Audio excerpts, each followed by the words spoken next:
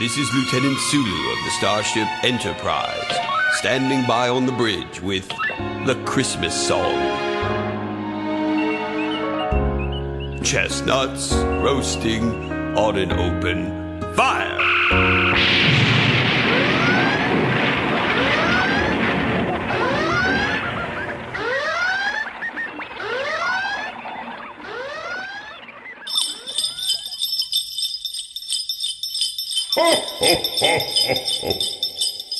If we do a stinker episode, you can email us at joe.rogan.com. Yeah. I think it's JRE Experience. Oh, Yeah, it God. probably is. Or yeah. I'm looking this up.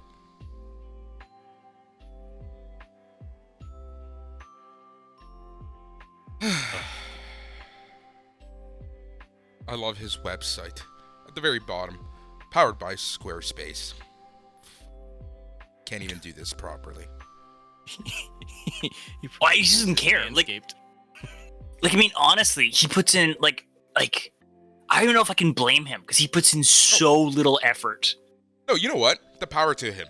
If he's making fists over fists of like just insane amounts of money, and people are following him, people are doing it, no one's judging him for, you know, the presentation and stuff, why go out of your way, right? No, I don't get on him for that. I get on him for being a transphobe. Well, yeah. I get on him for a bunch of other stuff. Like, Yeah.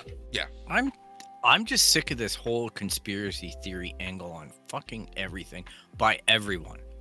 Yeah. Like, it's not just him, but he's a source. He's like as bad as Donald Trump for me. Well, he lets Alex Jones come on the show and just lose his fucking mind, and it's like, oh yeah, that's a good fucking point. It's like, oh.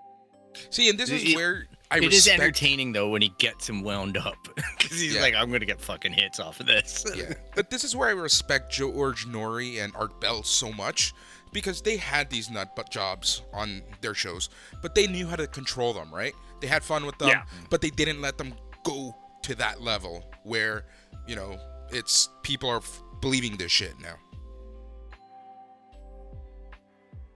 And we're recording already, so we're 2 minutes in. Oh, All right, what episode are we on? We're on Oh, 7. right, we're on where it gets decent. Yes. Actually. Much Ado About Boimler. Star Trek Lower This- Decks, Season 1, Episode 7, original air date, September 17th, 2020, written by M. Willis, directed by Barry J. Kelly. I'm just gonna go ahead and say it, boys. This was not a terrible episode. I could do a lukewarm defense of this. Yes, same here. Here's the thing. They take a concept that I absolutely loved, and they built a whole episode on Enterprise about this. And it was early on in the series where, because the thing I liked about Enterprise was that it was the first one, the first voyage, so everything was new. I loved the look of the ship because it felt like a submarine, right? Like it wasn't this like they were supposed to. Yeah, it wasn't this like huge whatever the way that J.J. Abrams made it look. J.J. Abrams is like, it's an Apple store. Yeah, which I love. We're gonna get to that episode soon, where they make fun of that. The other thing is that all this technology is new, so naturally they're not trusting all the technology. So there was an episode in Enterprise where they wanted to test out the transporters, and everyone was literally batshit crazy. Yeah. So then there was an ensign who gets on a transporter. Everything seems fine, and then she starts feeling the effects of the transporter.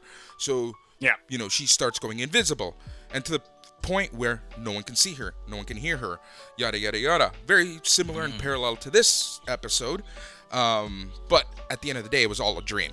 But I just love the concept. So they took something that I really liked, expanded on it, made a few jokes, and they had fun with it.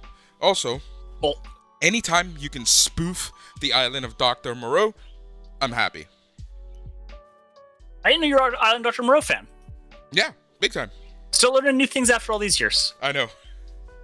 I also think the other part of it that I really liked was it felt like Star Trek. Thank you. Oh my god. Like I was like, oh yeah.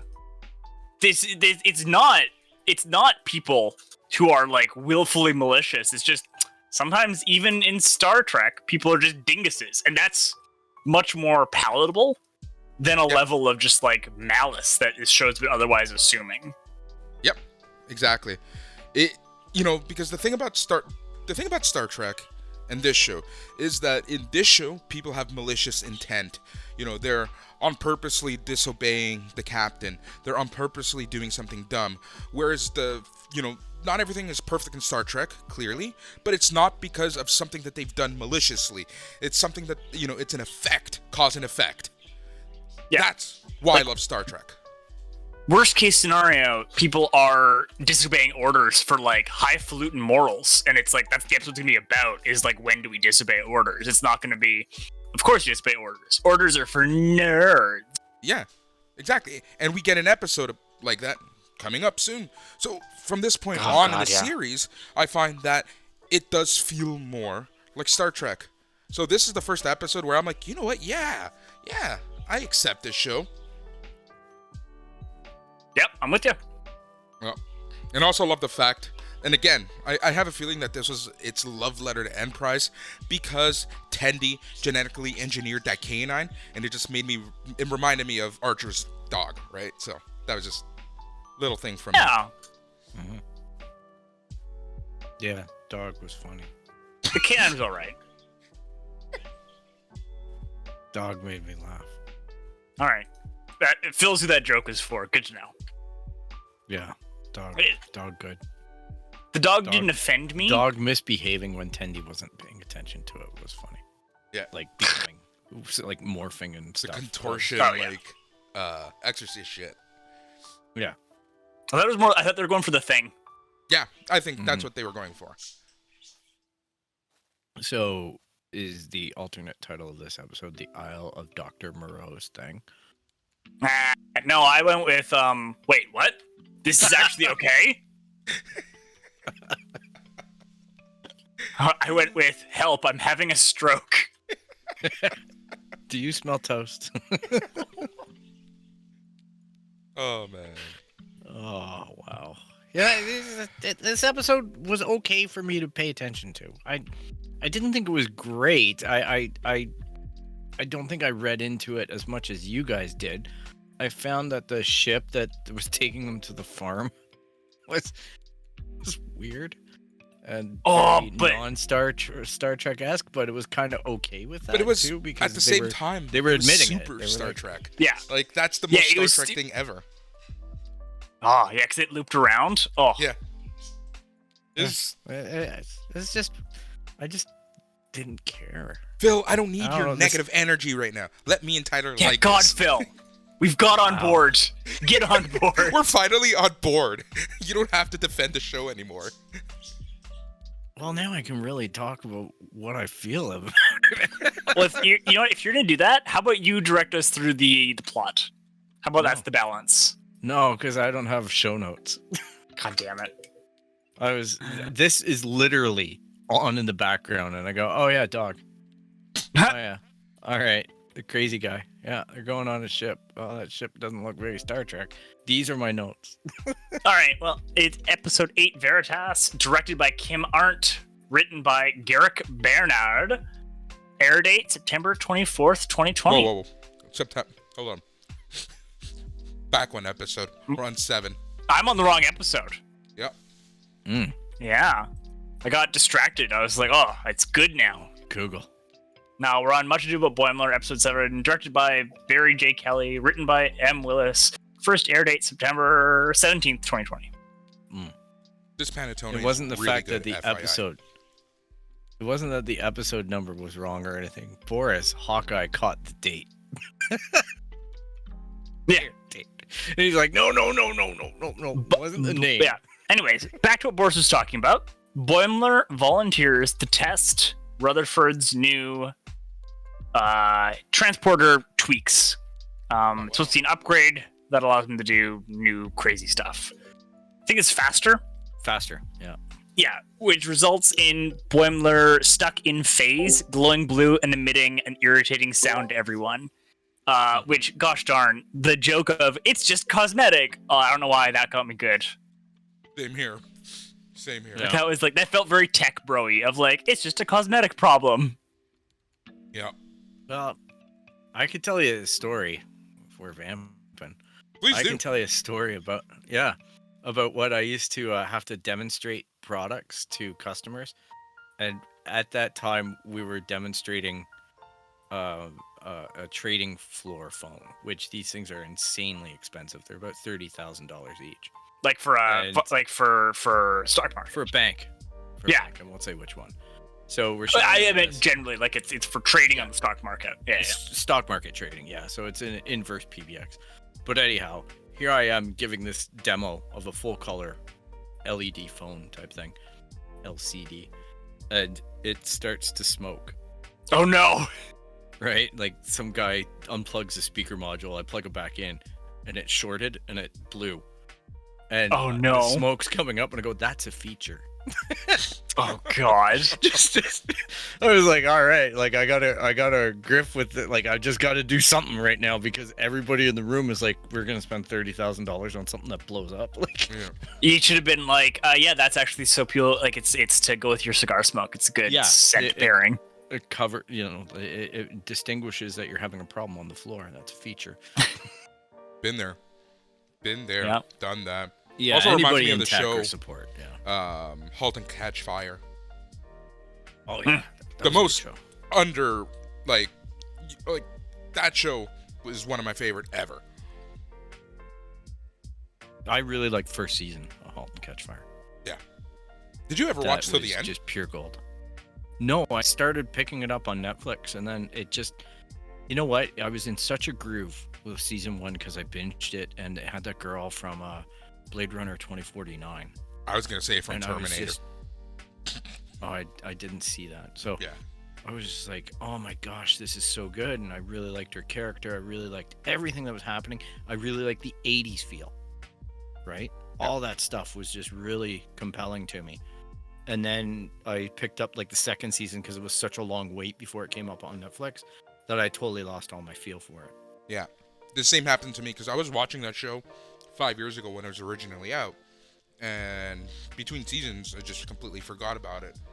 And I watched it all last year or this year. I don't remember. But it's all on Netflix now. Oh, good. It's just like on Amazon Prime, they have all the Mr. Robots now. Oh, do they? Yeah. Yeah, all the way to the end. Including the last season. Oh, that was so depressing last Christmas watching Mr. Robot. Oh Why my would you do gosh, that? did that ever get dark? Because it was premiering each week, and I was recording it off of TV, and it was coinciding with Christmas. It was like everything was there, and I was like, I feel so bad. I hate the world. That explains a lot about you about last year now. Yeah, it was a dark time. Sorry, Tyler. Don't worry about it. I started Mr. Robot and I really enjoyed it, but I other stuff came up and it didn't make the cut, but it was like, I'll come back to this someday. Yeah, because I Well, remember that- It's on. we would talk about it in the original incarnation of the show. Yeah, that was Deborah Chow worked on that show. Yeah. It was just I got to From season Canada. 3 and other stuff came up in my life and I was like, oh, this isn't bad, but it's a lot and it takes like a time and energy input that I don't know if I have right now. Yeah, there's an energy for sure with that show that I gotta be in Yeah. the right mindset to watch that show. It can be a little heavy, a little depressing, a little too Yeah, much. you got to put some sometimes. work in. Yeah.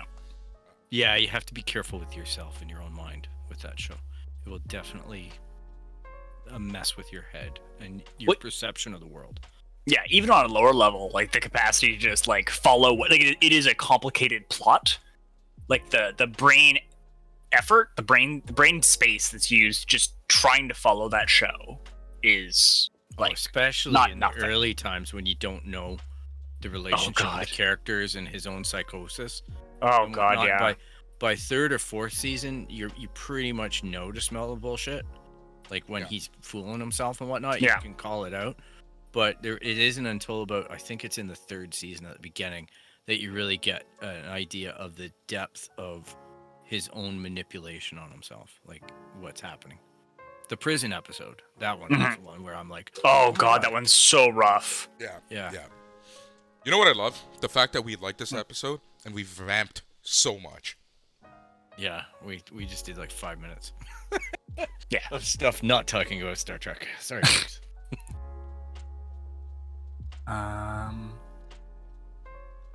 Anyhow, dog funny. Yeah. So yeah, the Tindy creates a dog. Dog has crazy powers. Basically, Starfleet goes, "Whoa! Neither of those things can happen." And oh, Rona got me. They freaked out about the dog because it could fart lightning. Starfleet did, not the people. The people were okay with the lightning farts. Yeah. Like Boimler was like, "Oh, that's a nice feature."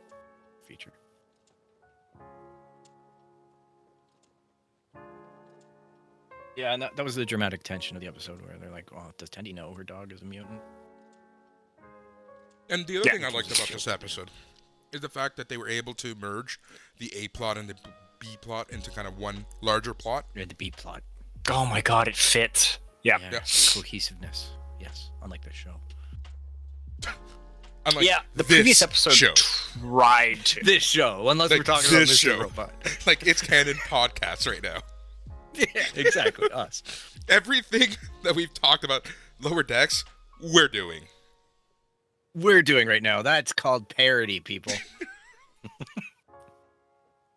It's kind of on purpose because now we're just trying to explode the episodes, right? And I think Tyler's completely lost on where he is. Yeah, I'm not. I just wait for us to finish. Then I. Oh yeah, we're done. You can Yeah, we're done. march us Go on, ahead. please. Sorry. Host. A They get on the ship. As we said before, the ship looks less Star Trekky. It kind of comes out of like the void. It's like it's set up very spookadook. It's black. The lead patient, who is aging backwards and forwards hyper fast, so one half of him's really old and one half's really young. Oh, why'd that one get me so good? You know, it got me, and then it hit me what that character reminds me of. Rick and Morty put it together. A little bit, yeah. And I it didn't made me realize that. fucking I hate got it. Oh no! the vibe of Timmy off of South Park. Oh no! Yeah, I could not see that. Like, ta-da! Ta-da! Ta-da! So every time he spoke, that's all I heard, because that's the association that I had in my mind. So maybe it was a little Rick and Morty for me after all. He believes it doesn't exist, and the patients all get ready to deal with it. Yeah, mutiny. There's going to be a mutiny. Yeah. Because they're Yeah, promised to go to that's the what deal farm. with it means in this instance. Yeah. They're all promised Yeah, to go to to think the the farm doesn't exist. Yeah. Yeah, and we have to call out the fact that the farm is used as if you're going to bring the dog to the farm, but really the dog's going to go in the grave. So it quite literally dawns on the people that are going to the farm that they're probably just going to be chucked out the airlock. Yep. Meanwhile, Captain Freeman and Commander Ransom are assigned to a covert mission as Mariner's old friend, Captain Amina Ramsey, temporarily takes command in their absence. And Amina and her crew are characterized as like the usual Star Trek BAMFs. That was this episode, wasn't it? Yeah. I thought that was the next episode. No, the next episode is the trial episode. Trial. Yeah. Which again, I thought was a decent episode. 9, 10. I Yeah, got you're a right. little This is bit the Rick and episode. Morty for Man, me. a lot happened in this episode. A lot did happen in this episode. Mariner displays uncharacteristic competence and resistance with Ramsey, leading to friction between the two. The USS Rubido fails to show up for an expected rendezvous. The Cerritos finds it adrift and being torn apart from the inside by a massive hatching spaceborne entity. Mariner confidently takes control and successfully evacuates the crew, admitting to Ramsey that she was feigning incompetence. She would be transferred or promoted because she wants to stay in the lower decks. Meanwhile, the patients aboard the Osler attempt to mutiny, but are betrayed by Boimler, who recovers from his phasing and attempts to make peace between them and the captain. The captain also fully goes, "No mutiny, I'll kill you all." Mhm. As the patient's about to blow the captain and Boimler out the airlock, they arrive at the farm, which is indeed a real luxurious medical spa planet whose inhabitants received the absolute best care in Starfleet. And Boimler goes, "No, I need to stay," but he is sent back to the Cerritos. Yeah, after the two really attractive people are like, "Oh, we're gonna spend a lot of time with this one because he looked so normal." Yeah. They're like, "Oh yeah, we're gonna have a good time with you." And then he gets taken away. That was the Yep. punchline. Can't stay. Can't stay. And the Can't dog stay, won't and, stay. and Tendi have their moment. The Right, dog Tendi. reveals that it was super weird, and Tendi knew it had all these abilities and thought that was just what dogs did. Yeah, Because she programmed that way. when she sees a real dog, she thinks it's disgusting. Like she's like, yeah, that's right. Because she's like, well, you mean I met a dog once and all it did was lick my hand, and they're like, that's what dogs do. And she's like, oh, gross. Yeah.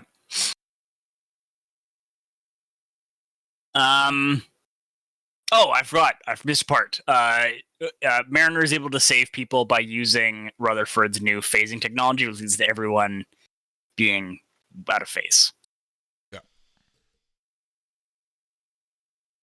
Yeah, they use that thing. Yeah.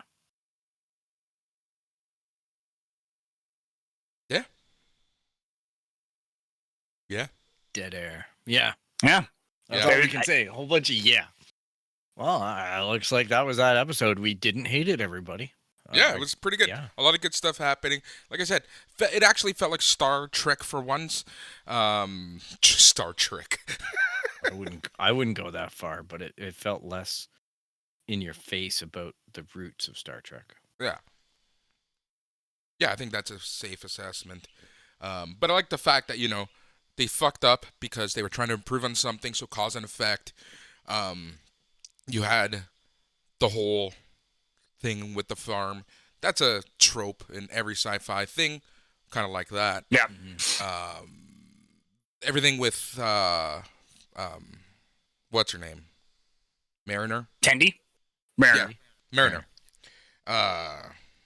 And her friend.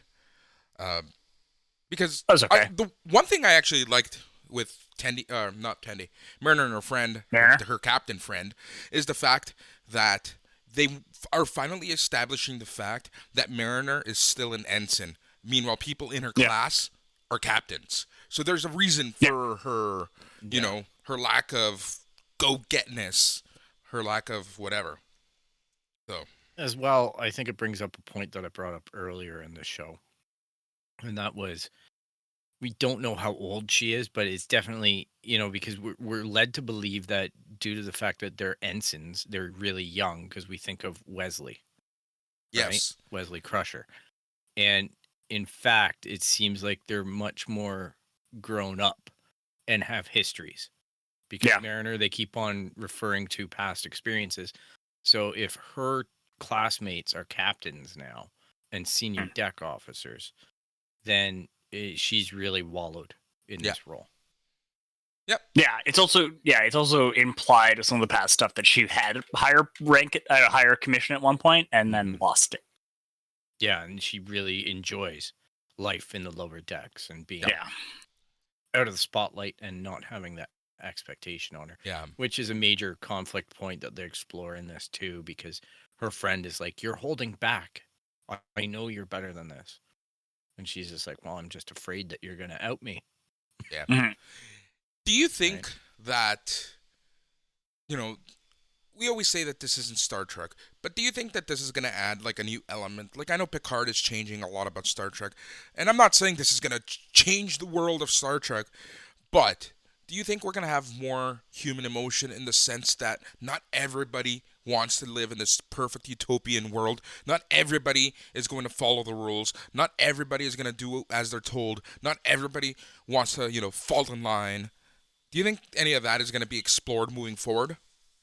Well, I think we started to get a little bit of that in Discovery in seasons 1 especially. I think it's kind of an area that they're exploring, and again, kind of the thing we keep harping on is art is political, and Star Trek has always been incredibly political.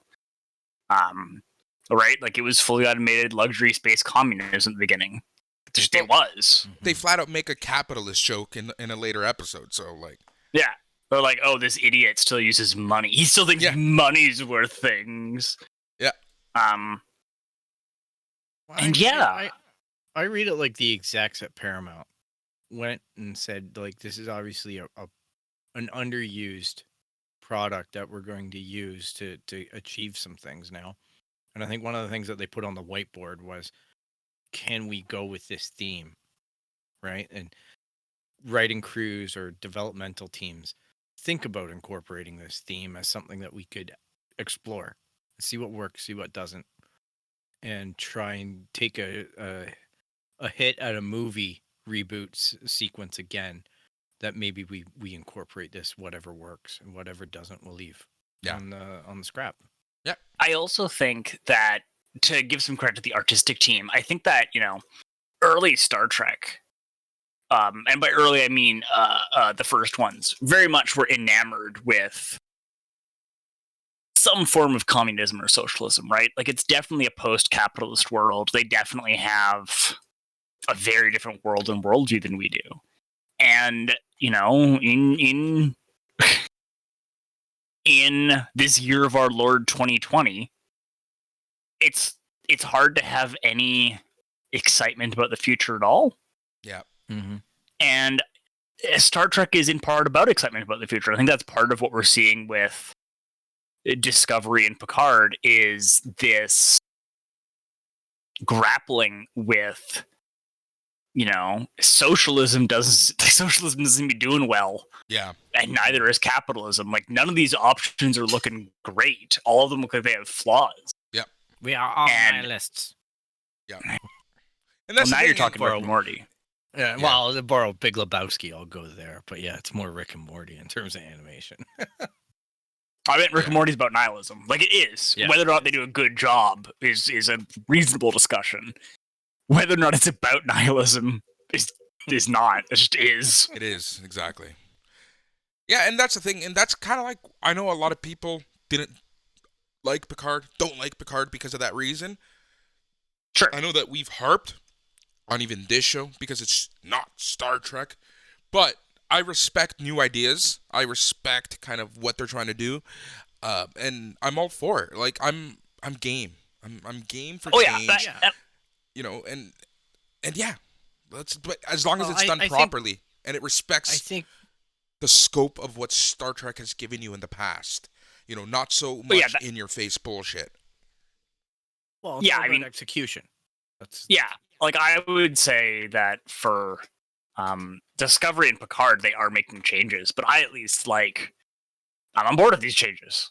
I dig what you're doing. They're well done. Well, and they're justified thoughtful. At least. Yeah, they're thoughtful. They're well written. They're presented well. Whereas this show, again, I was making this comment off mic, so sorry, but this show it's only 10 episodes in the season. Yeah, and that's an incredibly small amount of shows. If you make missteps like they did in the first half of the season, where they're trying to figure out the legs of the show. If you had a 22 episode season, you could screw up 4 or 5 episodes and just rearrange the sort order and pepper them in so you keep the audience off of its feet, and you try and push maybe some better episodes up in the channel that maybe you can just place in as one-offs and start establishing character, and then with this 10 episodes, you can't screw up. It's a really good point, Phil. Yeah. Yep. And I think that's the smartest thing we're going to get in this episode. So, Phil, how about you let people know how they can get a hold of us? Yeah, for sure. Like we have talked about in previous episodes, you can always hit up Santa Claus. He's declared an essential worker. So, he's on the job. But if you don't really feel like talking him up because you're afraid of strangers or people who eat cookies and milk out of your house, you can find us on the internet at www.itscanonpodcast.com. You can track us down on Instagram, Twitter, and Facebook at It's Canon Podcast. You can email us at show@itscanonpodcast.com. You can subscribe via Apple Podcasts, Spotify, Stitcher, Google Play, really Amazon, iHeartRadio, anywhere you find podcasts, you're going to find the It's Canon podcast. You can blame Boris for writing this week's script, so that's where all the hate should go about the Santa Claus hate. And if you like what you hear so far, make sure to subscribe and please leave a rate and review. We really appreciate you taking the time to listen to us. Yeah, we really do. Thank you, Phil. And like I said, we're just trying to give you a little something different. I know we go off script per se a lot, but we always try to bring it back. We always try to explore what this show means to Star Trek, what this episode means to Star Trek, but sometimes it takes us a little longer to get there. Having said that, he's Phil, he's Tyler, I'm Boris. We'll see you tomorrow. Good night.